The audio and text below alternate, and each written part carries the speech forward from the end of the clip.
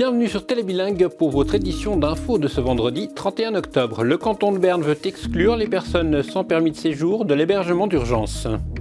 À Bienne, la nouvelle mesure doit entrer en vigueur en 2028, mais les professionnels du sleep-in la jugent difficilement applicable. L'hôpital fribourgeois se réorganise pour économiser et redéfinir les compétences du site de Mérier-Morat. Il se concentrera notamment sur la réadaptation cardiovasculaire.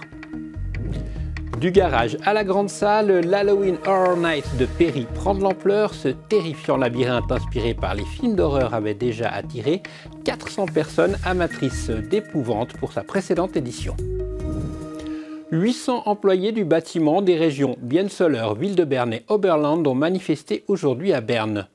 Les manifestants et manifestantes réclament des horaires de travail qui permettent une vie de famille, des temps de trajet jusqu'au chantier payés, des pauses comptées dans le temps de travail et l'adaptation au renchérissement garanti.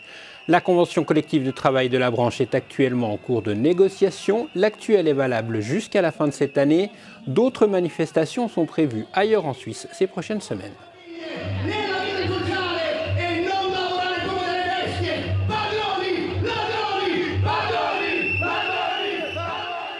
L'hiver approche et avec lui le besoin de place dans des structures destinées aux personnes sans abri.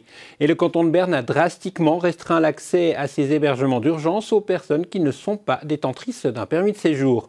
Une mesure qui concerne actuellement la ville de Berne, mais qui devrait également s'appliquer à Bienne au moment du renouvellement du contrat de prestation avec le sleep-in, soit en 2028. Et cela inquiète les personnes sur le terrain. Amélie Fazel. Salut! Au sleep-in de Bienne, 30 lits sont à la disposition de celles et ceux qui n'ont nulle part où dormir. Sabine Führer-Bill travaille ici depuis de nombreuses années. Elle et ses collègues s'inquiètent de voir les conditions d'accès aux personnes sans permis de séjour se durcir. Nous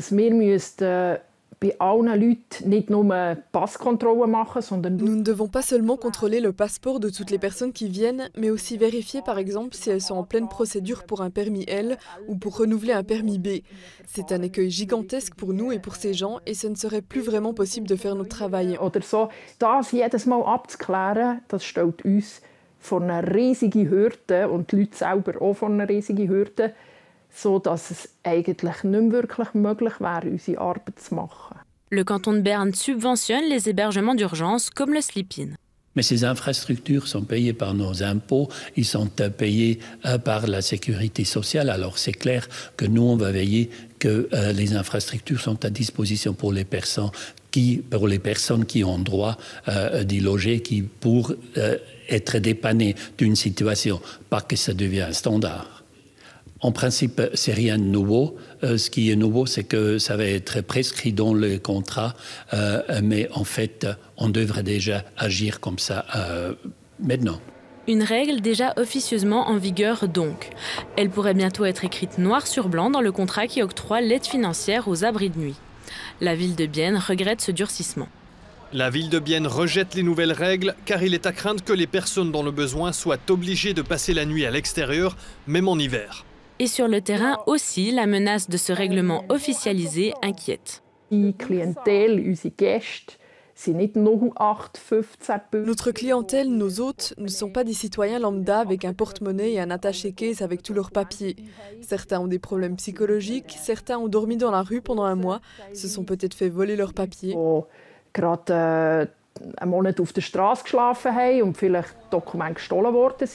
Les discussions au sujet du prochain contrat sont prévues pour 2027, l'entrée en vigueur des nouvelles conditions l'année suivante.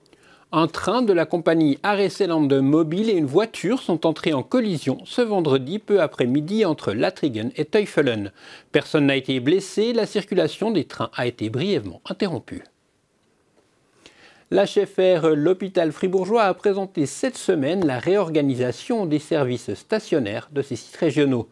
L'HFR dit vouloir renforcer son efficacité organisationnelle pour améliorer sa santé financière. Il espère économiser 60 millions de francs jusqu'en 2027-28. Le site de Mérier-Morat est impacté par ces nouveautés. Un reportage de Simon Keller. Avec la réorganisation des sites régionaux de l'HFR, les différents services de l'hôpital sont maintenant organisés de manière plus claire pour la population. La centralisation amène une clarification des missions des différents sites. Les patients savent mieux qu'est-ce qui est fait de quel côté, ils comprennent mieux quelles sont les missions des uns et des autres, et c'est beaucoup plus facile en termes d'organisation. Ainsi, le service de médecine interne a déménagé du site de l'HFR Merrier-Mourton vers celui de l'HFR Taffers. Tous les employés se sont vus proposer une place au nouvel emplacement. Quant à la permanence, le service des soins de premier recours ouvert 7 jours sur 7, elle reste sur le site du district du lac fribourgeois. C'est une activité qui est importante pour la population.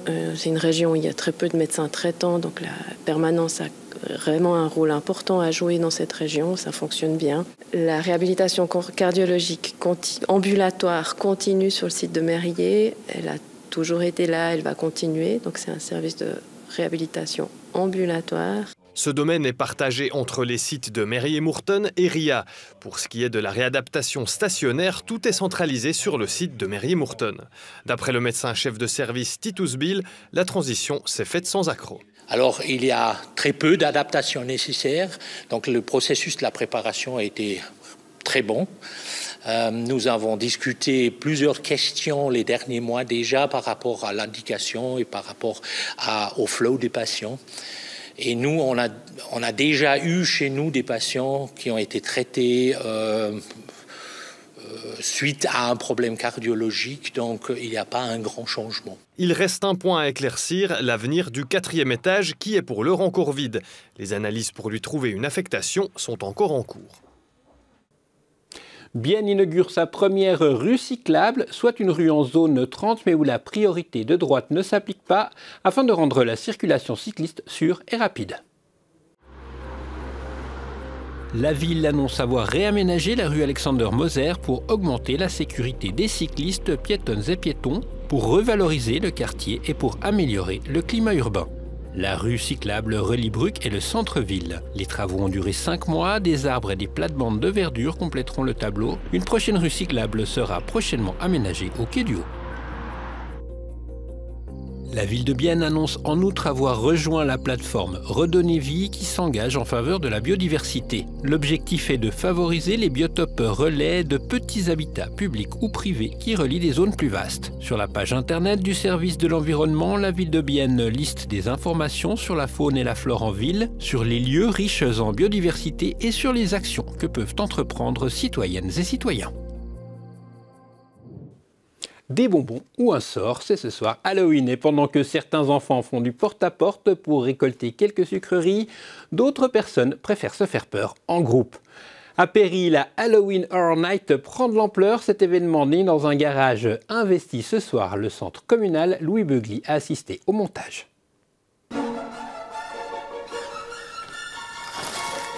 Bienvenue à Halloween Horror Night.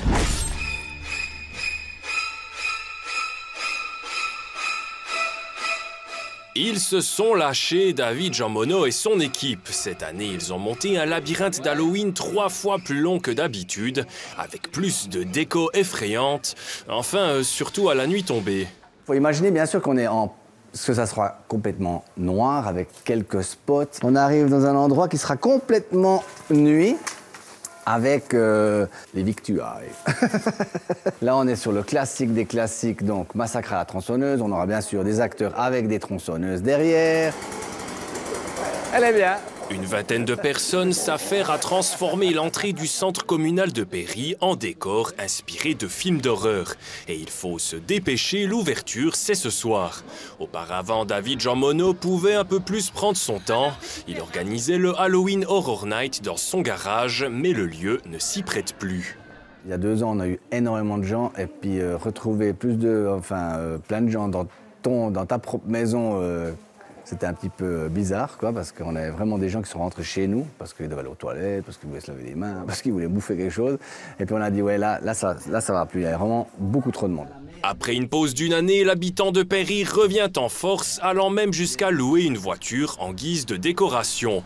Et peu importe si elle ne peut pas rouler. Allez les gars, courage! Allez, vous pouvez y aller. Vous êtes beaucoup plus jeunes que moi. Il aura fallu 3 mois à David Jean Monod pour organiser cette édition 2025. Comme chaque année, l'événement est gratuit et payé de sa propre poche. C'est une dépense, c'est de la folie. Je pourrais partir faire le tour du monde en voyage. J'aurais toujours pas payé mon Halloween. Moi, j'aime bien que ça soit gratos, que les gens puissent voir quelque chose de spécial, puissent vivre un moment spécial et ne doivent pas débourser du fric pour le faire. Donc, c'est gratos. Le précédent Halloween Horror Night avait accueilli près de 400 amateurs et amatrices de frissons. Ce chiffre sera-t-il atteint cette année? David Jean Monod l'ignore. Ce qu'il sait en revanche, c'est qu'il veut réitérer l'événement en 2026 au même endroit et peut-être même plusieurs soirs. Dans quelques instants, on retrouve Thomas Losli pour son interview. Il sera question d'économie régionale. Tout à l'heure, nous allons parler de la situation préoccupante de l'industrie dans la région du Grand Chasseral. Une industrie qui va mal depuis plusieurs mois et la situation s'est encore aggravée avec l'arrivée des taxes douanières voulues par Donald Trump. Pour en parler, j'ai le plaisir d'accueillir tout à l'heure Patrick Linder, qui est le directeur de la Chambre d'économie Grand Chasseral et qui tire la sonnette d'alarme. Voilà, cette édition d'Info est désormais terminée. Au nom de toutes celles et ceux qui l'ont préparée, je vous remercie de l'avoir suivi. Je vous dis à très bientôt sur Télébilingue.